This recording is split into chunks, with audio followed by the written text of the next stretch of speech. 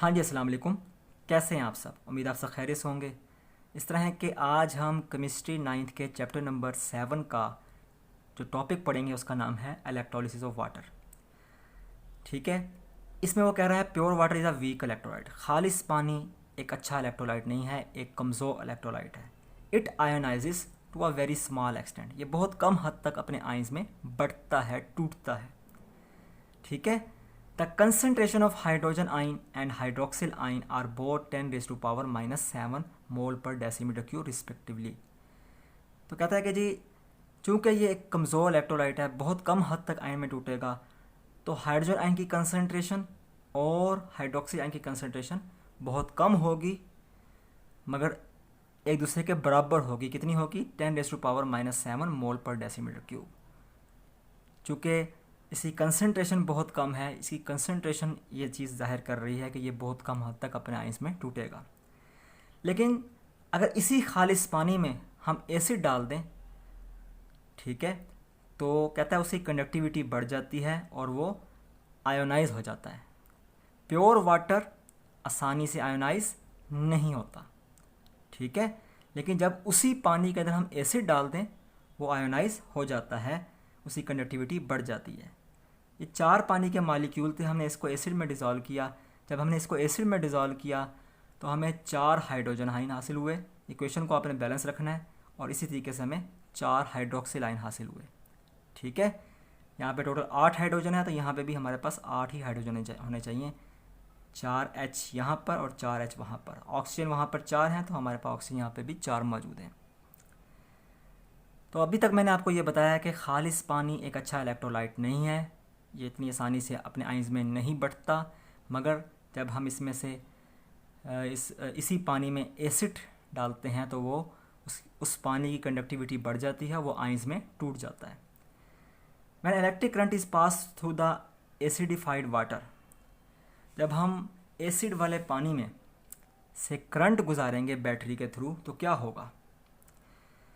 पानी का जो OH आयन है, जिसे हम एनाइन कहते हैं, नेगेटिव चार्ज होने की वजह से ये किसकी तरफ मूव करेगा? पॉजिटिव इलेक्ट्रोड की तरफ मूव करेगा, एनोड की तरफ मूव करेगा। नेगेटिव हमेशा पॉजिटिव की तरफ मूव करता है। तो OH आयन पर नेगेटिव चार्ज है, तो वो किस तरफ मूव करेगा? वो पॉजिटिव इलेक्ट्रोड मतलब कैथोड की तरफ, एनोड की तरफ मूव करेगा। ठीक है। इसी तरीके से पानी का जो हाइड्रोजन आयन है, चूँकि उसके ऊपर पॉजिटिव चार्ज है, वो क्या कहलाएगा? कैटाइन कहलाएगा। और कैटाइन हमेशा किस तरफ मूव करते हैं? नेगेटिव इलेक्ट्रोड की तरफ मूव करते हैं, कैथोड की तरफ मूव करते हैं। ठीक है। तो नेगेटिव आयन हमेशा एनोड की तरफ मूव करता है और पॉजिटिव आयन हमेशा कैथोड की तरफ मूव करता है, तो हाइड्रोजन कैथोड की तरफ मूव कर जाएगा। ठीक है। तो कहता है वहाँ पे डिस्चार्ज होगी और क्या प्रोड्यूस होंगी? हाइड्रोजन और ऑक्सीजन गैसेस प्रोड्यूस होंगी। ठीक है। तो मैंने आपको दूसरे पैराग्राफ में ये समझाने की कोशिश की कि जब करंट पास करते हैं, पानी के OH आयन नेगेटिव चार्ज होने की वजह से पॉजिटिव इलेक्ट्रोड मतलब एनोड की तरफ मूव कर जाते हैं। इसी तरीके से पानी के H+ आयन, जिसे हम कैटाइन कहते हैं, पॉजिटिव चार्ज होने की वजह से वो किसकी तरफ मूव कर जाते हैं? वो नेगेटिव इलेक्ट्रोड मतलब कैथोड की तरफ मूव कर जाते हैं। वहाँ पे जाकर डिस्चार्ज होते हैं और क्या करते हैं? कुछ गैसेस प्रोड्यूस करते हैं, जैसा कि हाइड्रोजन और ऑक्सीजन। ठीक है। तो कहता है यहाँ पर रेडॉक्स रिएक्शन होगा। तो सबसे पहले हम देख लेते हैं इसको। ये मैंने रिएक्शन दोबारा यहाँ लिख दिया है, क्योंकि आगे जाके हमें इसकी ज़रूरत जाके पड़ेगी। तो मैंने सबसे पहले उठाया कि इसको 4OH को। 4OH 4 देखें, यहाँ पे माइनस का चार्ज आपको नज़र आ रहा होगा। इसका मतलब इसके पास 4 इलेक्ट्रॉन है। आपने 4 इलेक्ट्रॉन निकाल देने हैं, बाकी आपने इक्वेशन को बैलेंस कर देना है। ठीक है।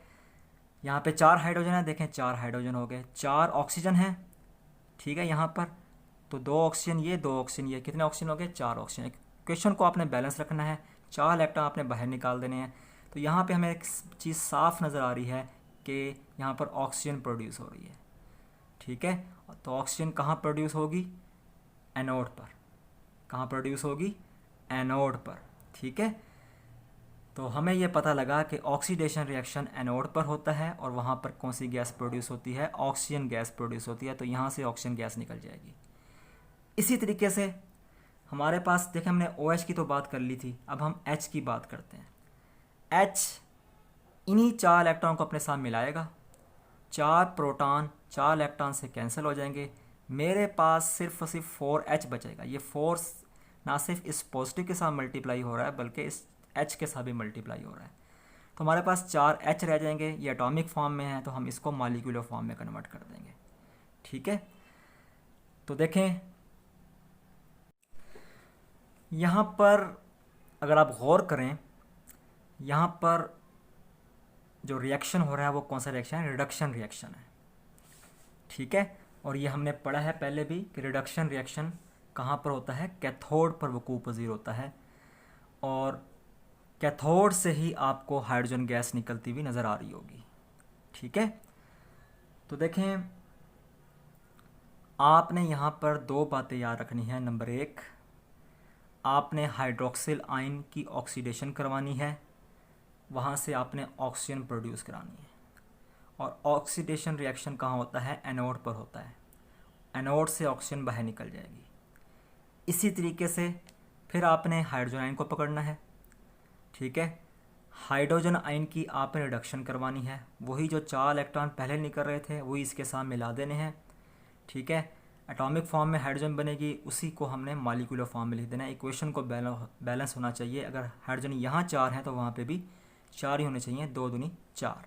ठीक है, तो हमें यहाँ से इस रिएक्शन से ये पता चल रहा है कि reduction reaction, hydrogen ion reduction reaction कर रहा है और रिडक्शन रिएक्शन कैथोड पे होता है। ठीक है, और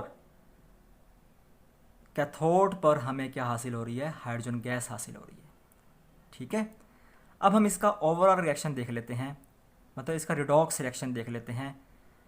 जो रिएक्शन यहाँ पे था उसको मैंने यहाँ लिख दिया। अब हम कैंसलेशन का काम करते हैं, ये ज़रा गौर कीजिएगा। आपने इसको इक्वल का साइन समझना है, ये जो एरो नज़र आ रहे हैं ये इक्वल है। ठीक है, तो मैथ के रूल को हम अप्लाई करेंगे, इस 4H को इस 4H से कैंसिल कर देंगे। ठीक है, इस 4OH को इस 4OH से कैंसिल कर देंगे, इस 4 इलेक्ट्रॉन को आप इस 4 इलेक्ट्रॉन से कैंसिल कर दोगे। ठीक है, इस 4H को आप इससे कैंसिल कर दोगे। ठीक है, मेरे पास बचा 4 पानी के मॉलिक्यूल, 4 पानी के मॉलिक्यूल। ठीक है, 4 पानी के मॉलिक्यूल, ये देखें ये यहाँ पर है और ये यहाँ पर है। अगर यही पानी के मॉलिक्यूल वहाँ आ जाए तो उसका साइन क्या हो जाएगा, नेगेटिव हो जाएगा।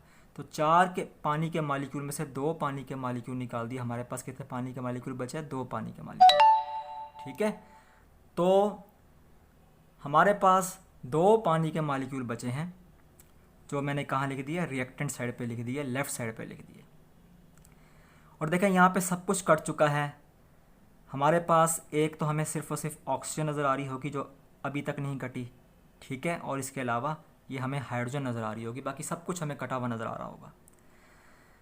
तो हमने प्रोडक्ट साइड पर, राइट साइड पर क्या लिख देना है, हाइड्रोजन और ऑक्सीजन। तो पता लगा जब पानी में से एसिडिफाइड पानी में से, एसिडिफाइड वाटर की जब हम इलेक्ट्रोलिसिस करते हैं, जब इसमें से हम इलेक्ट्रिक करंट को गुजारते हैं तो हमें हाइड्रोजन गैस और ऑक्सीजन गैस हासिल होती है।